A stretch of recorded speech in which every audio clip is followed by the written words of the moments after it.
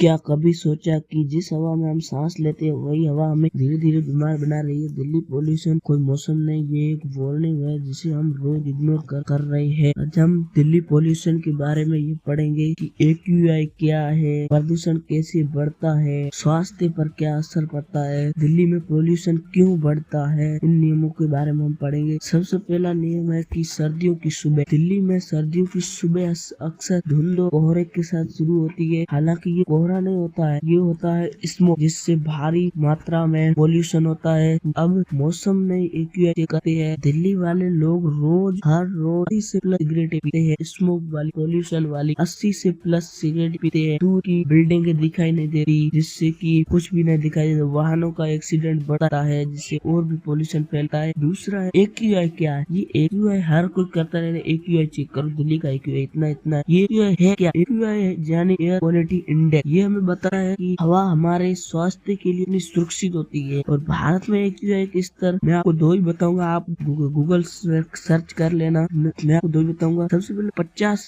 Zero से ये good है, अच्छा है, घूम सकते हो, फिर सकते हो। तीसरा है 400 से 300 प्लस, ये बहुत खराब है। दिल्ली में सर्दियों के दौरान AQI अक्सर 400 से प्लस रहता है। इस स्तर का सिर्फ बीमार लोगों के लिए नहीं बल्कि हर इंसान के लिए खतरनाक होता है। प्रदूषण के मुख्य कारण, यानी ये प्रदूषण आता है तो आता कहाँ से है, हम इस वीडियो में यही पढ़ेंगे। सबसे पहला है वाहन। दिल्ली में गाड़ियों की स्तर बढ़ता रहता है, तो पेट्रोल और डीजल से निकलने वाले धुआं PM 2.5 जैसे खतरनाक कण पैदा करते हैं। ये कण इतने बारीक होते हैं कि नाक भी इन्हें नहीं रोक पाती है। दूसरा है निर्माण कार्य और धूल। दिल्ली में जैसे कंस्ट्रक्शन वर्कर बढ़ता रहता है, जैसे कि सड़क बनना, बिल्डिंगे बनना, इससे जो धुआं होता है ना, धूल के पोल्यूशन मिलकर और भी खतरनाक बन जाती है, जिससे कि पोल्यूशन और भी बढ़ जाता है। तीसरा है पराली जलाना। पंजाब और हरियाणा में हर साल फसल काटने के बाद जो भूसा बचता है वो उसे जलाया जाता है। तो ये पराली धुआं का जो धुआं होता है, ये सीधा हवा के कारण दिल्ली की ओर बढ़ता है, और जिससे कि वो पोल्यूशन के साथ मिलकर और भी ज्यादा पोल्यूशन बढ़ जाता है। ये हर साल किया जाता है। चौथा है मौसम और भूगोल। सर्दियों में हवा की गति कम हो जाती है, जिससे टेम्परेचर इंवर्जन की वजह से प्रदूषण ऊपर नहीं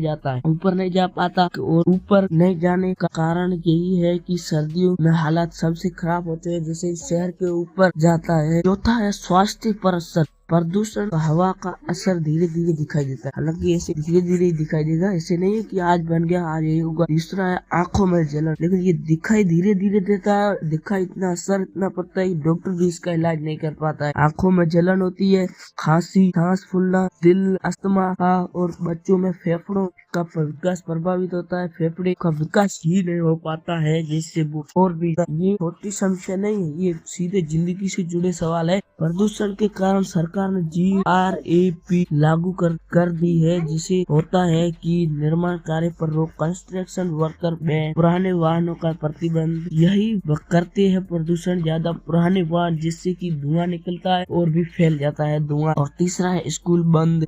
वर्क फ्रॉम होम, घर पर कार्य करना। ये कदम जरूरी है, लेकिन ज्यादातर अस्थायी है, जैसे कि स्कूल बंद करना। स्कूल तो स्थायी थोड़ी हो सकती, अस्थायी समाधान होना चाहिए। इससे होता है कि या अगर इसका समाधान रहता है तो घर पे एयर प्यूरिफाई लगाना चाहिए। अब देखो एयर प्यूरिफाई क्या करते हैं कि हवा को सोख लेते हैं, जिससे कि कम पोल्यूशन होता है। और घर की खिड़कियां बंद रखना। समाधान क्या हो सकती है इस पोल्यूशन से बचने के लिए? समाधान क्या करना चाहिए सरकार को? समाधान एक पूरे सिस्टम से जुड़ा है।